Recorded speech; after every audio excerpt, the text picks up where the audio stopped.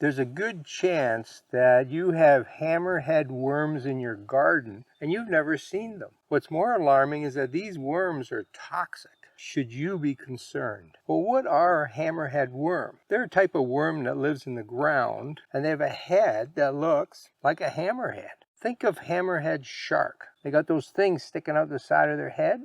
These worms have the same shape of head. That makes them really easy to identify. Now, they're native to Asia, but they've been invading North America and Europe, and they're even in Canada since 2019. In Canada here, they can be found in Quebec, Ontario, and around the Vancouver area. They live in the soil, and they eat mostly other types of worms, slugs, snails, and other arthropods. Now, they're normally fairly small, the size of a normal earthworm, but they can grow up to a foot in length. So let's have a look at a couple myths about hammerheads. Are they toxic? Well, the answer is sort of. Now, that'll make more sense once I explain what is really going on here, but keep in mind that almost everything is toxic.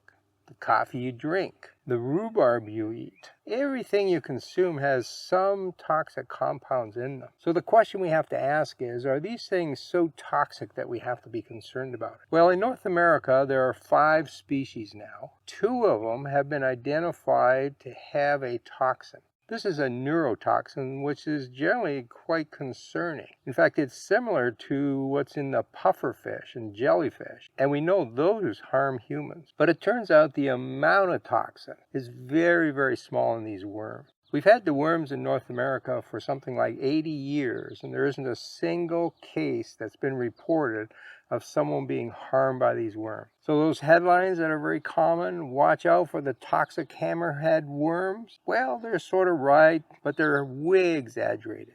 They're really not going to harm you. Now, there are some reports that I haven't been able to confirm that say you might get a rash if you touch them. Now, it's probably a good idea not to eat them, but they're so ugly you wouldn't eat them anyway. Myth number 2. Hammerhead worms kill plants. Well, that's a complete myth. These worms eat other living animals, mostly other worms. They don't eat plants. They don't do any harm to plants. They're not going to kill the plants in your garden. That's not a concern. Here's another suggestion that may actually be a myth. Up till now, people have been told that since these are invasive worms, they were brought over from Asia and we don't really want them here, that you should kill them. That may actually be bad advice. Remember, they eat worms, and one of the worms they like to eat is the jumping worm. Now, that's also invasive, and we know that is causing problems in our forest. They're decomposing the litter in the forest too fast, and it's running out.